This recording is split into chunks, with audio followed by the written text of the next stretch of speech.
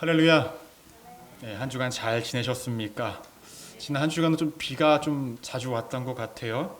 여러분들의 삶 가운데, 가정 가운데 은혜의 단비가 좀 내려지셨습니까? 은혜라는 것이 우리가 직접적으로 체험을 하고 느껴지는 은혜도 있지만 점차적으로 다가오는 은혜도 있습니다. 우리가 지난 한 주간 가운데 내리는 비처럼 내 삶 가운데에 은혜가 직접적으로 다가오지 않았다 할지라도 우리를 사랑하는 하나님께서는 우리에게 은혜를 점진적으로 이렇게 점차적으로 주고 계심을 잊지 마시기를 소망합니다. 그 은혜가 매일의 삶 가운데 있을 줄로 믿습니다.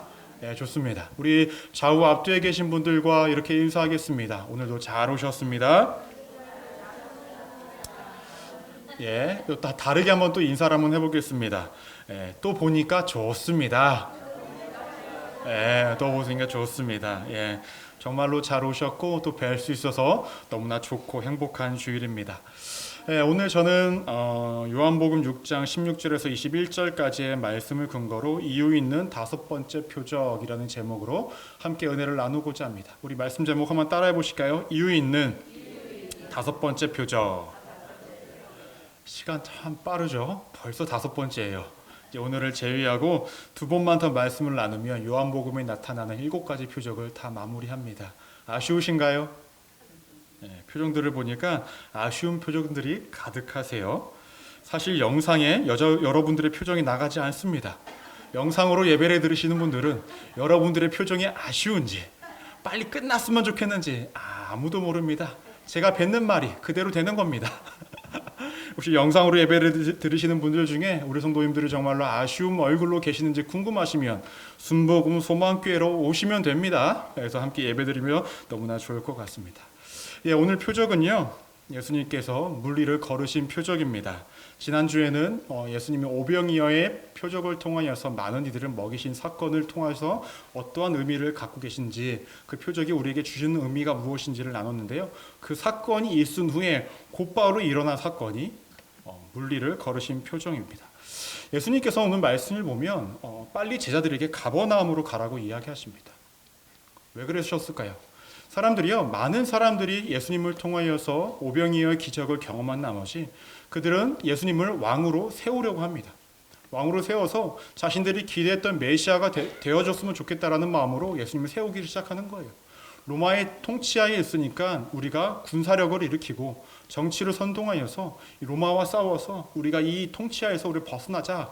그 앞에 누굴 세우고자 했던 것입니까? 예수님을 세우고자 했던 것입니다. 하지만 예수님께서 이 땅에 오신 이유는 어떤 전쟁을 위해서 어떤 정치적인 목적을 위해서 오신 것이 아니라 정말로 사람들을 영혼을 구원하시기 위해서 오셨기 때문에 예수님은 그 자리를 피하시고 제자들에게는 가버나움으로 가게끔 말씀하신 것입니다. 때문에 오늘 말씀 16절에서 17절 말씀을 보시면 이렇게 언급합니다. 저물매 제자들이 바다에 내려가서 배를 타고 바다를 건너 가버나움으로 가는데 이미 어두웠고 예수는 아직 그들에게 오시지 아니하셨더라라고 얘기합니다. 예수님께서는 제자들을 가버나움으로 보내시고 어디로 가신 것일까라는 거예요. 어디로 가신 것일까?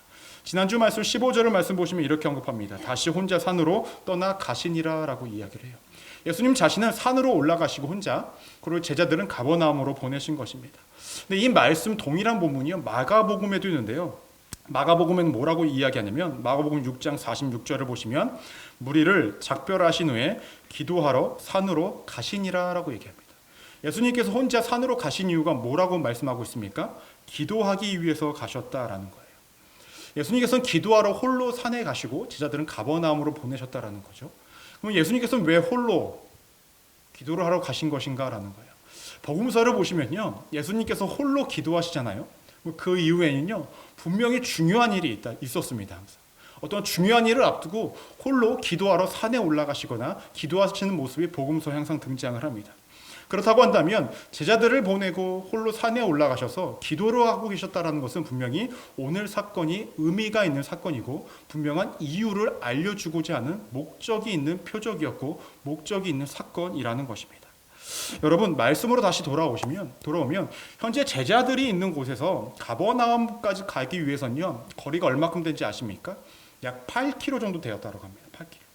8km. 8km를 어떻게 가야 됩니까? 물을 건너가야 돼요.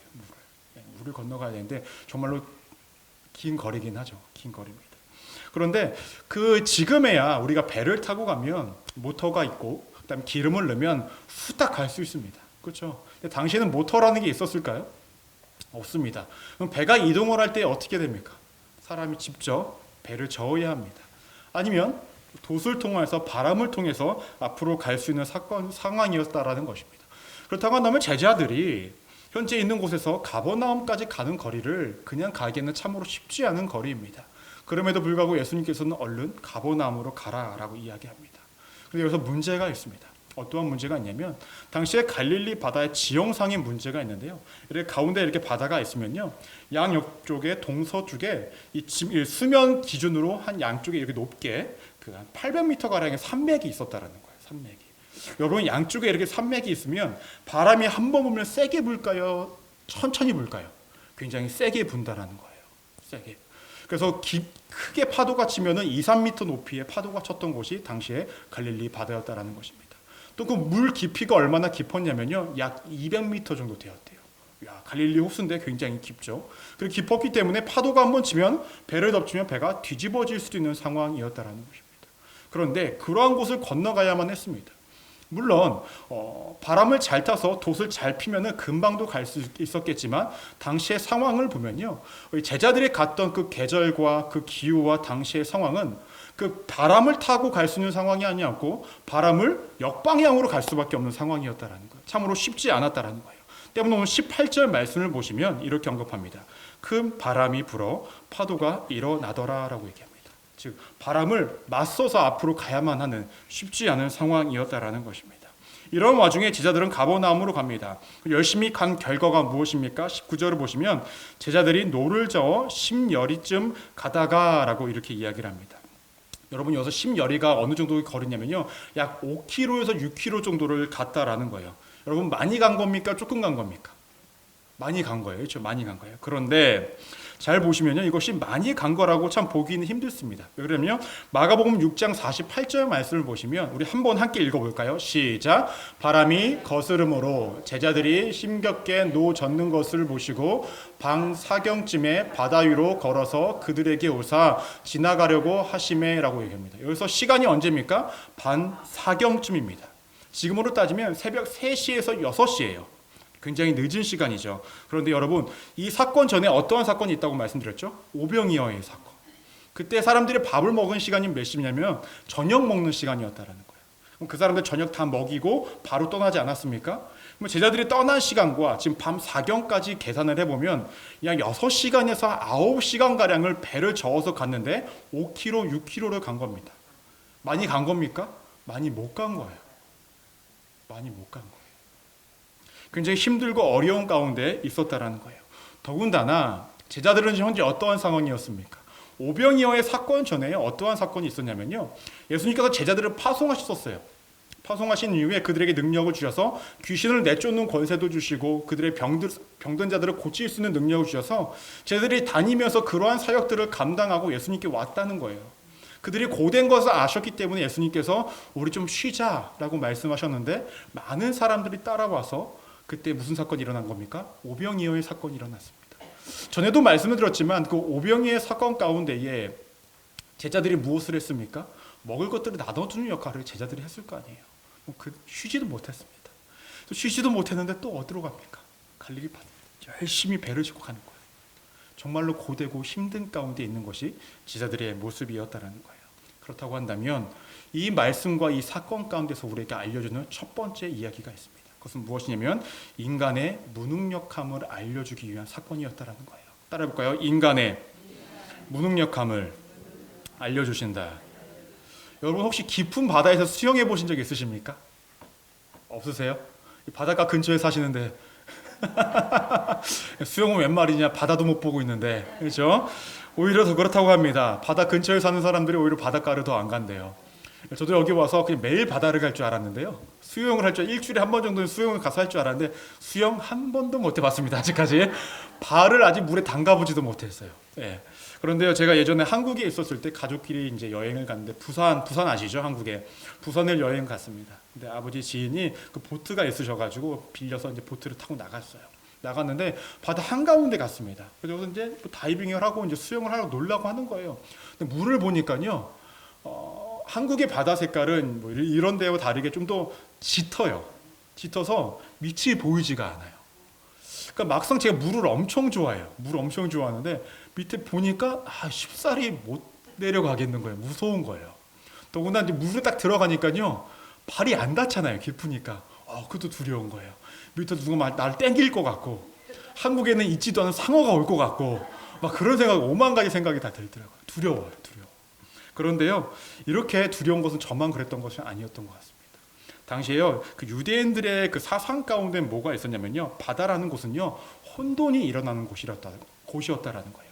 또한 바다라는 곳은 악함이 가득한 곳이라고 생각을 했다라는 것입니다. 더 나아가 바다라는 곳은 죽음의 세력이 있는 곳이라고 생각을 했다라는 거예요. 즉 바다를 건너가는 게 굉장히 두려운 상황이었다라는 것입니다. 더 나아가 바다가 현재 낮입니까? 밤이에요. 여러분 밤바다 보신 적 있어요? 까매요. 정말로 무서운 곳이. 그렇죠? 그러니 제자들의 입장에서는 더 두려웠다라는 거예요. 그런데 성경에서는요, 이 바다를요, 우리가 살아가는 이 세상으로 비유를 합니다. 그리고 배는 뭐로 비유하시는지 아십니까? 교회로 비유를 해요.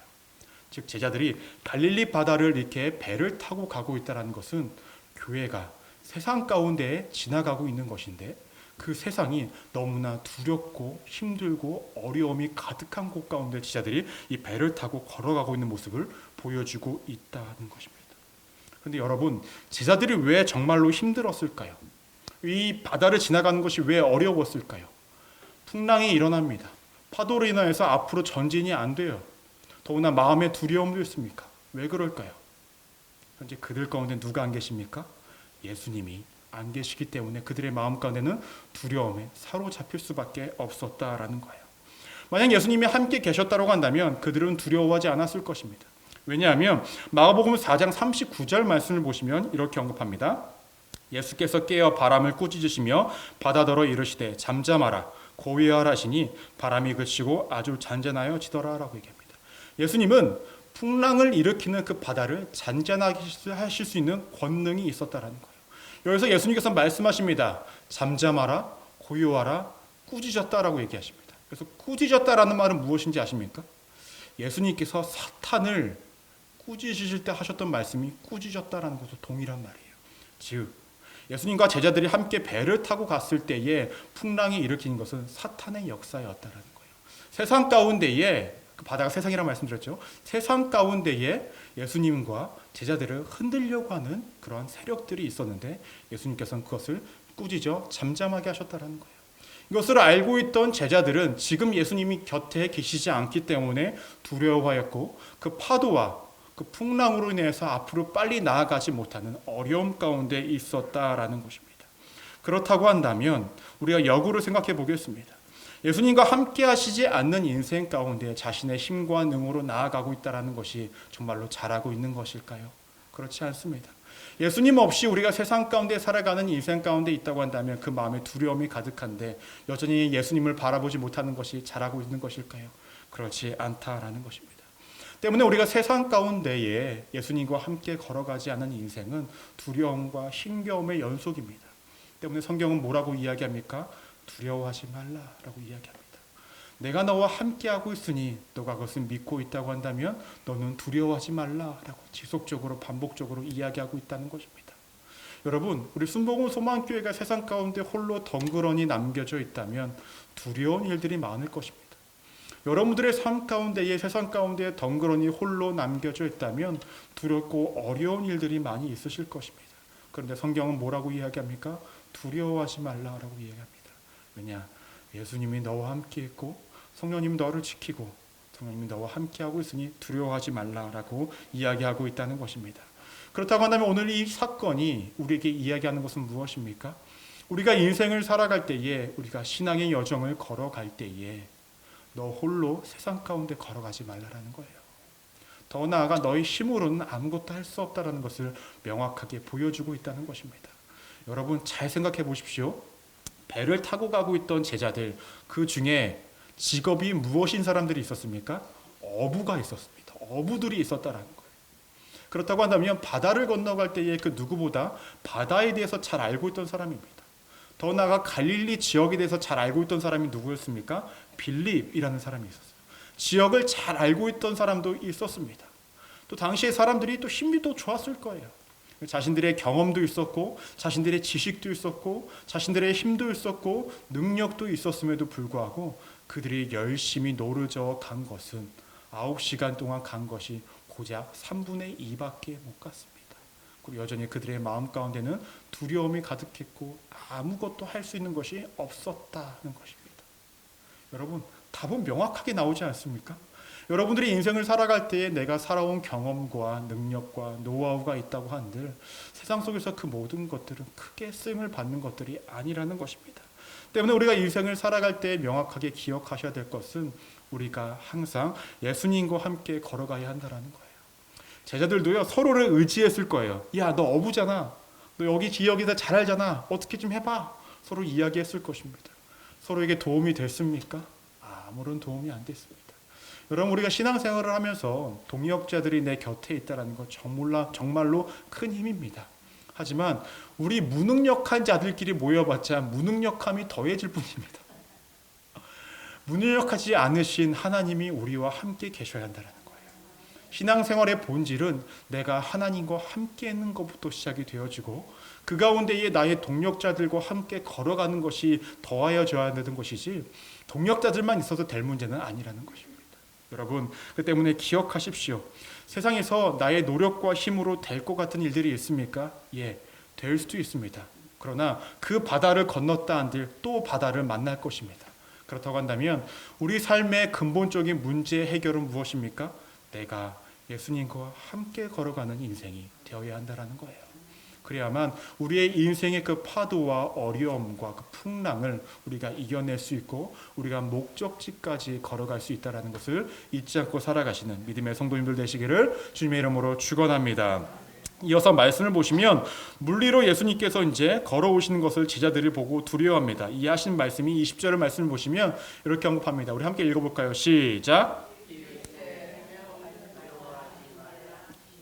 네.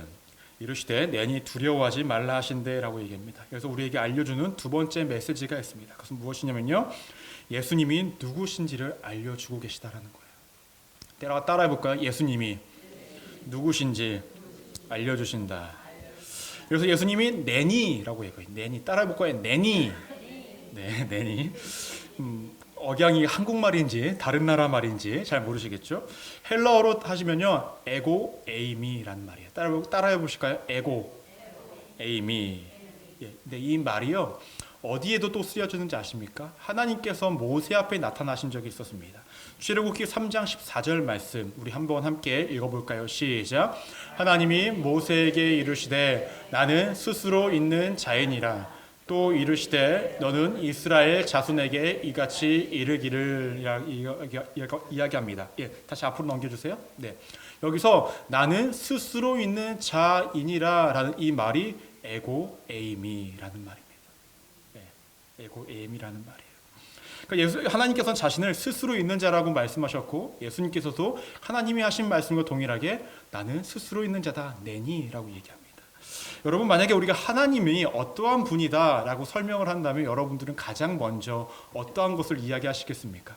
아마도 대부분의 분들이 이러시지 않을까요? 하나님은 사랑이십니다 라는 말씀을 가장 많이 하실 거예요. 근데 하나님은 사랑이십니다. 맞는 말입니까? 아멘? 틀린 말입니까? 자, 이럴 땐 손 한번 들어봅시다. 하나님은 사랑이시다라는 말이 맞다. 손 한번 들어보세요. 이야, 만장일치네요. 손 내리시고 하나님은 사랑이시다가 틀렸다. 저만 들고 있는 거예요? 남들이 예수를 할 때 노를 외칠 수 있는 용기가 있다고 해야 되는데 맞는 말이기도 하고 틀린 말이기도 합니다. 왜 그럴까요? 하나님은 이퀄 사랑이시다라고 한다면 반대로 또 얘기를 해봐야 되겠죠. 사랑은 하나님이시다. 이게 맞아요? 아니죠. 틀려요. 그렇죠? 하나님은 사랑의 하나님이십니다. 하나님은 사랑을 가지고 계신 분이십니다 라는 표현은 맞습니다. 하나님은 정의를 가지고 계신 하나님이십니다. 이것은 맞습니다. 하지만 정의가 하나님은 아닙니다. 사랑도 하나님은 아닙니다. 사랑도 정의도 모두 하나님이 갖고 계신 모습 중에 하나일 뿐입니다. 맞죠? 그렇다고 한다면 우리가 한 가지의 단어로 하나님을 설명할 수 있습니까? 할 수가 없어요. 한 문장으로 우리가 하나님을 표현할 수 있습니까? 없어요. 사람의 말과 글과 언어로는요 하나님을 표현할 수 없습니다.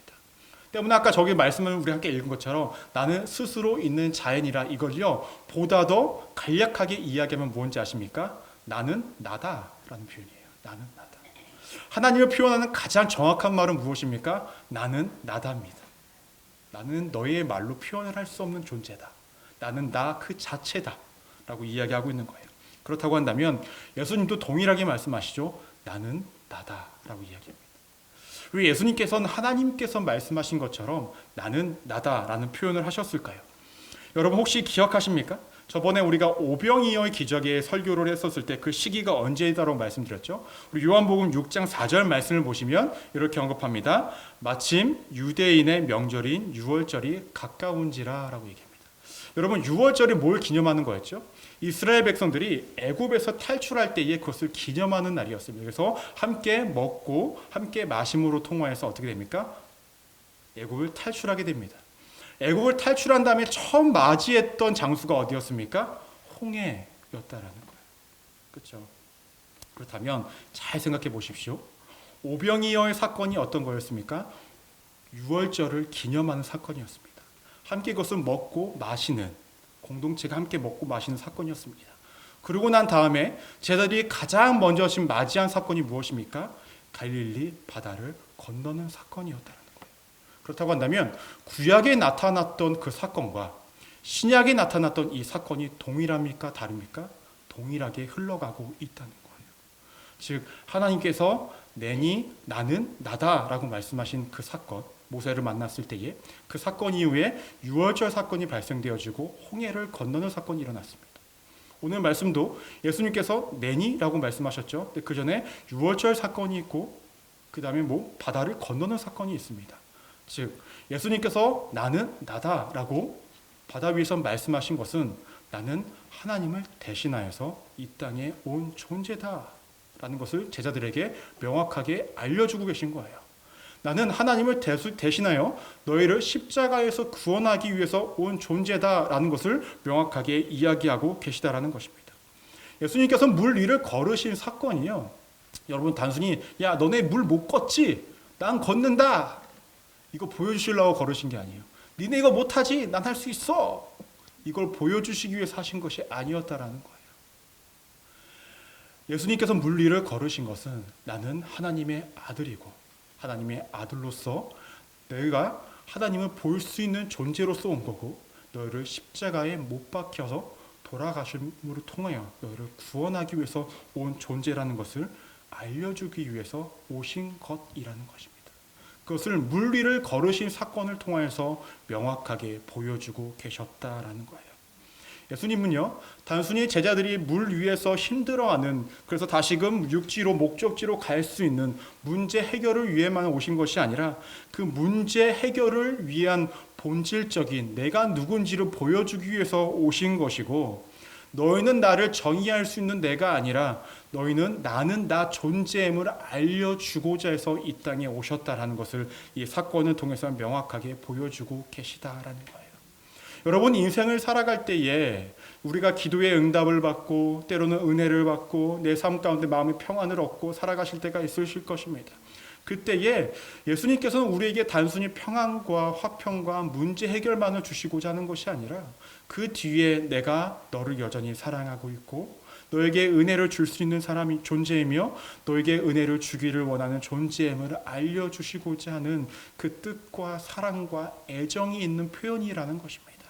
때문에 단순히 문제 해결을 받았다고 해서 내가 은혜를 받았다는 것에서 만족하시지 마시고 그 뒤에 있는 하나님의 은혜와 사랑, 누군가는 나를 정말로 매일 주시하고 있고 나를 바라봐주고 있고 나의 부르짖음을 듣고 있고 나와 항상 함께 걸어가고 있고 나를 보다 더 사랑하고 있다는 것을 느끼고 알고 살아가시는 우리 믿음의 성도들 되시기를 주님의 이름으로 축원합니다. 마지막으로 우리가 더 나아가서 말씀을 보실 것은 무엇이냐면 21절 말씀을 보시면 이렇게 언급합니다. 함께 읽어볼까요? 시작.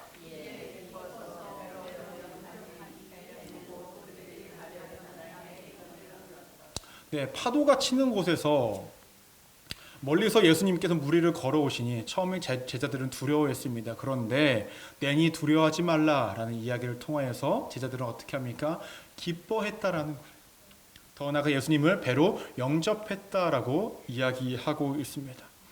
그래서 우리가 기억하셔야 될 것 세 번째가 있습니다. 그것은 무엇이냐면요, 임재의 결과를 알려주고 계시다라는 거예요. 따라 볼까요? 예수님의 임재의 결과를 알려주신다. 오늘 말씀을 보시면 동일한 예수님을 봤는데요, 두 가지 반응이 있습니다. 첫 번째 무엇입니까? 두려워했다라는 거예요. 두 번째 반응은 무엇입니까? 기뻐했다라는 거예요. 분명히 예수님은 동일하게 걸어오셨고 동일하게 보여주셨는데 처음에 제자들은 두려워했다라는 거고 두 번째 제자들은 기뻐했다라는 것입니다. 그럼 이들은 왜 예수님을 두려워했다가 기뻐했을까라는 거예요. 이유는 간단합니다. 자신들에게 걸어오시는 분이 예수님을 몰랐을 때에는 두려워했습니다. 하지만 알았을 때는 기뻐했다라는 거예요.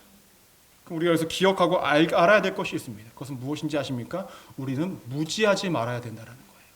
무지하지 말아야 된다는 거예요. 분명히 제자들은요, 오늘 무리를 걸으신 예수님 사건을 전에 오병이어의 사건을 경험했습니다. 여러분, 오병이어의 사건은 마태, 마가, 누가, 요한복음에 유일하게 다 들어가 있는 사건이라고 말씀드렸죠.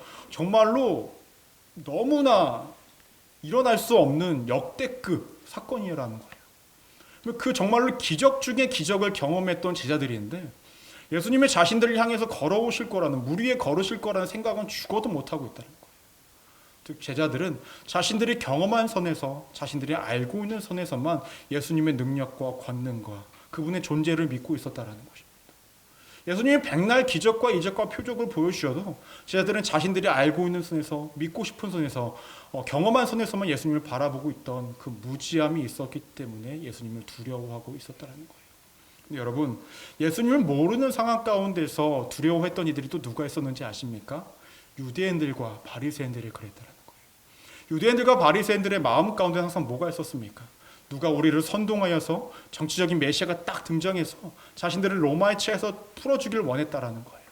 그런데 예수님의 등장함을 통해서 그가 메시아임을 의심하고 알고 있었음에도 불구하고 그들은 어떻게 행동을 합니까? 예수님을 죽이려 하고 쫓아내고 두려워합니다. 왜 두려워했을까요? 예수님의 등장을 통해서 많은 사람들이 예수님을 따르기를 시작합니다. 즉 바리새인들이 자신의 밥벌이와 자신의 명예와 자신의 권력들이 떨어지는 것을 체감함에 됨에 따라 예수님의 등장이 두려워졌다는 거예요. 자신들은 분명히 로마 통치로부터 벗어나기를 원했지만 지금 당장 더 두려운 건 자신들의 삶의 자리가 뺏길 것 같다라는 그 두려움 때문에 예수님을 두려워하고 멀리하고 있었던 것이 누굽니까? 바리새인들과 유대인들이었다는 것입니다. 그들이 진짜로 예수님이 자신들 구원해 줄 메시아임을 알고 있었다면 그들이 두려워했을까요? 아니요. 그들은 예수님을 받아들였을 것입니다. 기쁨으로 나아갔겠죠. 하지만 그들은 그러하지 못하였다는 것입니다. 우리는 다릅니까? 그렇지 않습니다.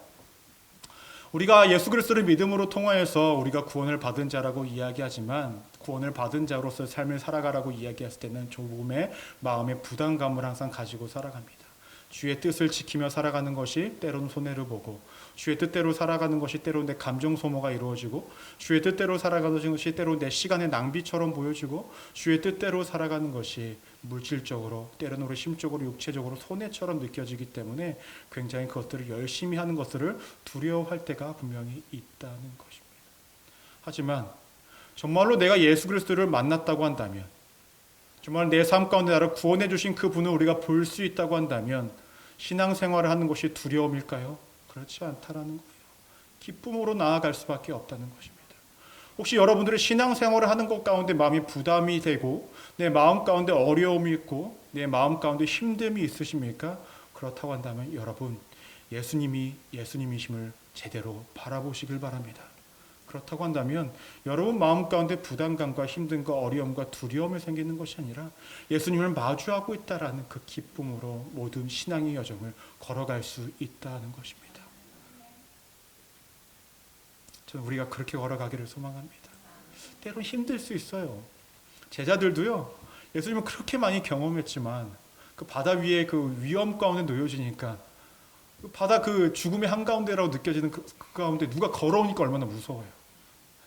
실제적으로 여러분 한번 제자들의 입장에 대보십시오. 여기 이제 데스티니 앞바다에 갔는데 밤에 낚시하러 갔다가 누가 걸어와. 얼마나 무서워요. 누가 그걸 예수님이라고 생각을 했겠어요. 안 그러십니까? 그 제자들도 두려운 거 당연한 거예요. 하지만 두려울 수는 있어도 두려움으로 마침표를 찍지 마시길 바랍니다. 두려움이 있어도 예수님을 발견하셔서 기쁨으로 그분을 맞아들이시고 함께 걸어가시길 바랍니다. 그렇게 예수님과 함께 걸어가는 그 여정 가운데 어떠한 일이 있었습니까? 파도와 풍랑이 잔잔해집니다. 힘들게 오랜 시간 동안 노를 저어왔던 그 5, 6km보다 앞으로 갈 2, 3km가 아주 짧게 바로 가버나움으로 도착했다라고 이야기를 하고 있습니다. 여러분, 예수님이 우리의 삶 가운데 임재하고 계시면, 우리가 예수님과 함께 걸어가고 있는 인생이라고 한다면 그 결과는 명확합니다. 우리를 목적지까지 인도하여 주시고 세상 가운데 풍랑과 파도가 일어나는 우리의 삶 가운데 모든 풍랑과 파도를 잔잔케 만들어 주신다는 거예요. 우리의 수고로움은 더 이상 우리의 수고로움으로 나타나는 것이 아니라 예수님과 함께 나아가는 기쁨의 여정이 되어질 수밖에 없다는 것입니다. 여러분, 예수님께서 무리를 걸으실 사건 참 의미가 있지 않습니까? 단순히 보여주기식의 나 능력 있다라는 식의 그런 모습이 아니었다라는 거예요. 너희는 세상 가운데 너희 힘과 능력으로는 살아갈 수 없는 존재들이다 라는 것을 명확하게 보여주십니다. 그리고 너희가 누구와 함께 해야 하는지에 대해서 명확하게 보여주십니다. 왜냐? 예수님, 제가 예수님은 아니고요. 예수님은 하나님을 대신해서 오시고 우리의 삶 가운데 함께 하시길 원하시고, 또 지금 우리 곁에 계시지 않지만 성령을 통하여서 우리와 함께 하시고 우리를 지켜 보호하여 계시니 그분을 의지하고 살아가라고 명확하게 이야기하고 있는 것입니다. 더 나아가 내가 너희와 함께하는 그 임재의 결과는 항상 너희의 삶을 지켜 보호하는 것이고, 너희가 가고자 했던 곳이 아니라 내가 너희를 인도하고자 했던 그곳으로 갈 거다라고 말씀하십니다. 제자들이 어디로 갔습니까? 자신들이 가고 싶은 데로 갔습니까? 아니요. 가버나움이라고 예수님께서 말씀하신 그 곳에 도착하지 않았습니까? 분명히 예수님과 함께 걸어가는 인생은 예수님이 마련해 놓으신 그 목적지로 함께 갈 수 있는 인생이 된다는 것입니다. 이 같은 사실을 잊지 마셔서 매일의 삶 가운데에 나의 무능력함을 인정하시고 내가 어떻게 주님과 함께 걸어가야 할지를 깨달으시고 기쁨으로 주님과 함께 걸어가 항상 주님의 은혜 가운데에, 주님께서 잔잔케 하시는 그 은혜 가운데에, 우리를 목적지까지 인도하시는 그 은혜 가운데 살아가시는 우리 믿음의 성도님들 되시기를 주님의 이름으로 축원합니다. 기도하시겠습니다.